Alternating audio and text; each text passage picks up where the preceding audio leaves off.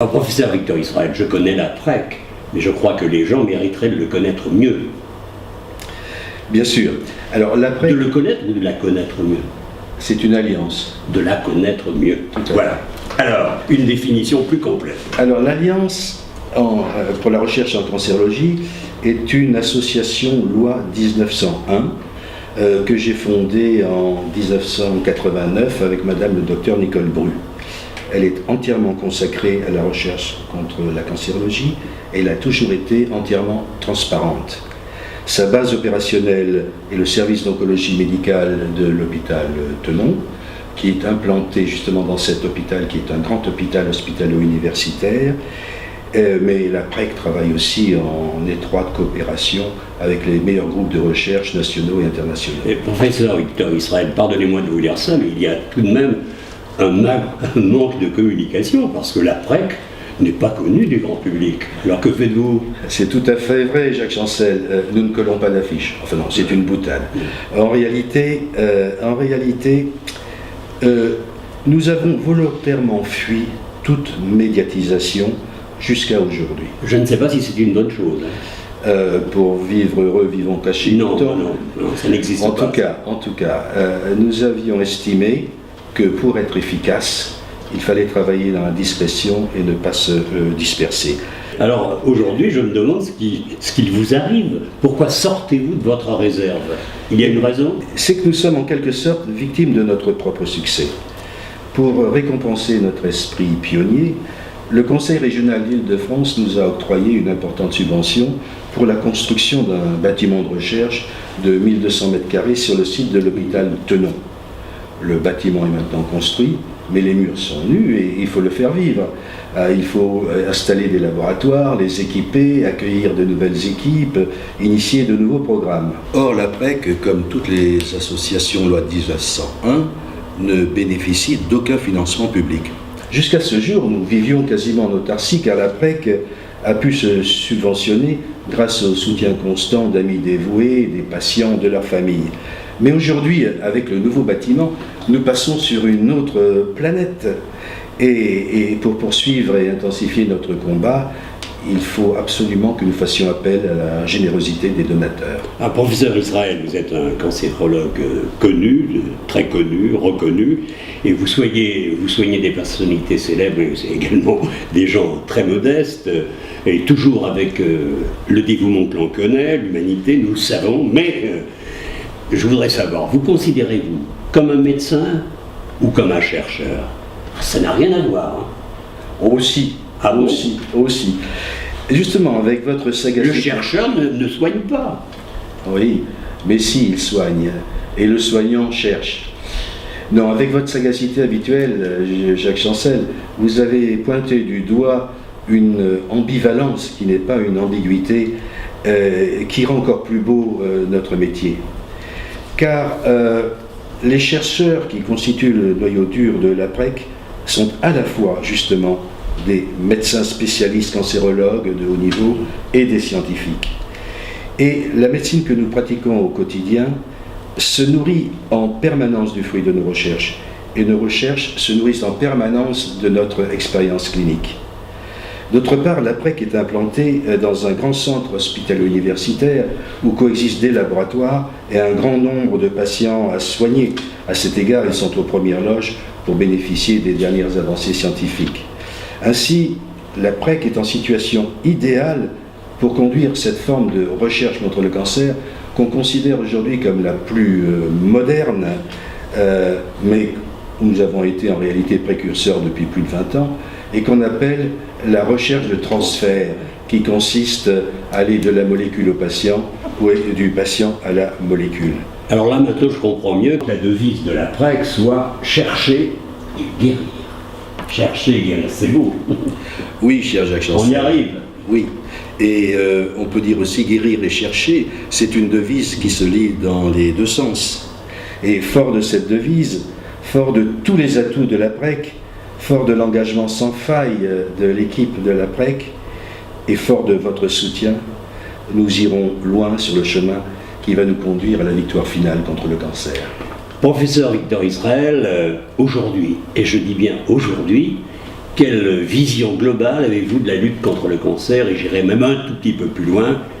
Quelles sont les chances de réussite? Vous savez, Jacques Chancel, quand le président Kennedy a promis aux Américains qu'ils iraient sur la Lune, 10 ans plus tard, le pari était gagné.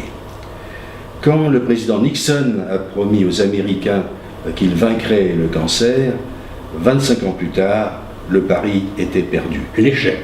L'échec. Et malgré une déclaration de guerre officielle et un déploiement de moyens absolument considérables. En fait, c'était en 1971, le moment n'était pas venu. La science n'était pas prête. Et le challenge de vaincre le cancer était bien supérieur à celui d'aller dans la Lune. Mais aujourd'hui, le paysage de la recherche contre le cancer est bien différent. Les technologies ont fait des progrès époustouflants. Et notre connaissance de l'intimité de la cellule vivante, qu'elle soit normale ou cancéreuse, a énormément progressé. Vous savez, une cellule vivante, c'est infiniment petit. Il y en a 10 milliards dans un gramme de tissu vivant, que ce soit du tissu vivant normal ou cancéreux.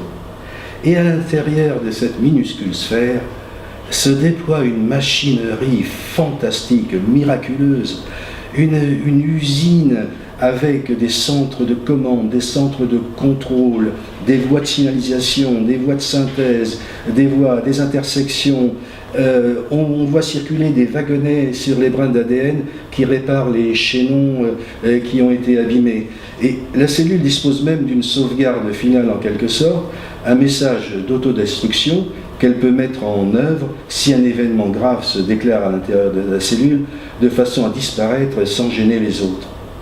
Or, tous ces mécanismes aujourd'hui, on les connaît, on les répertorie, et on connaît les mécanismes, les dérapages qui font qu'une cellule jusque-là normale devient cancéreuse et se multiplie sans fin en donnant des tumeurs et en envoyant des métastases.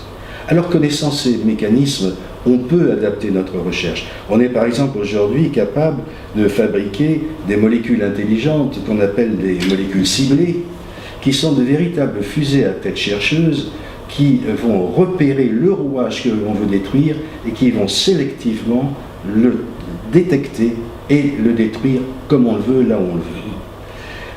Vous voyez, c'est absolument extraordinaire. Peut-être même qu'on fera redécouvrir aux cellules cancéreuses ce message d'autodestruction qu'elles ont perdu, qui est bloqué chez elles. C'est une des raisons pour lesquelles elles se multiplient à perte de vue. Donc on a des voies absolument innombrables. On sait comment aborder maintenant les choses dans leur cœur, en quelque sorte. Alors moi je vous écoute, professeur Israël, et j'ai l'impression d'entendre un explorateur. Mais quand même, vous ne me donnez pas de date. Est-ce qu'on peut dater la réussite contre le cancer? Je me garderai bien de vous donner une date, Jacques. Mais vous êtes tous pareils, vous ne voulez pas donner de date. Nous sommes un peu perdus, vous comprenez. Mais je vais quand même vous donner une indication. Ouais. Le moment n'était pas venu avec les deux présidents américains. Mais aujourd'hui, raisonnablement, s'il y a un pari à lancer, je pense qu'on peut le lancer aujourd'hui, car on a quand même de bonnes chances de le gagner et d'arriver très loin sur la voie qui permettra de terrasser définitivement le cancer. Mais toujours pas de date. Écoutez, non, mais je peux vous donner une échéance, par exemple. Si le président américain actuel, dans la foulée des deux précédents, ne lance pas le pari, c'est le président de l'après qui le fera. Bon, d'accord. Quelques années encore, alors.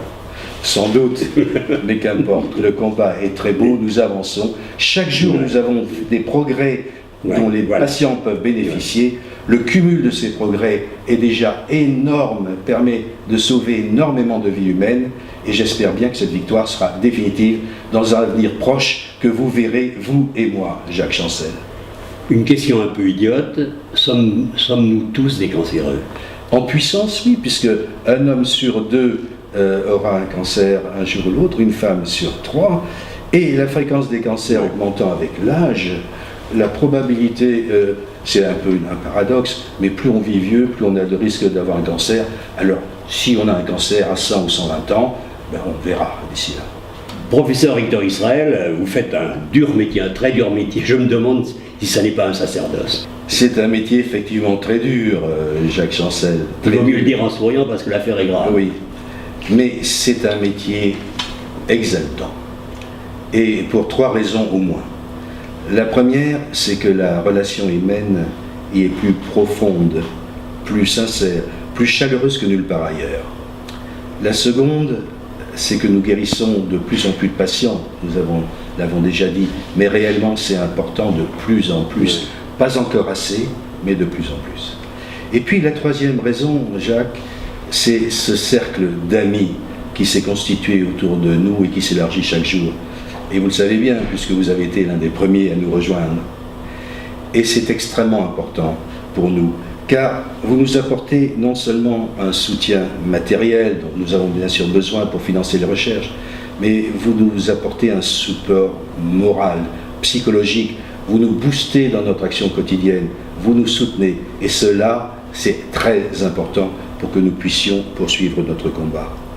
Alors, je voulais vous dire, Jacques, tous ces amis réunis autour de nous, et vous en particulier, tous ces bénévoles de la PREC qui travaillent dans l'ombre, qui s'engagent corps et âme, tous ceux qui nous ont rejoints et tous ceux qui vont nous rejoindre, je voudrais vous dire du fond du cœur un grand merci. Une dernière question, professeur Israël. Avez-vous eu raison de choisir ce métier? C'est une mission. Je me dis souvent que j'ai eu tort. En réalité, si c'était à refaire, je le referai. Merci, professeur. Merci, Jacques Chancel.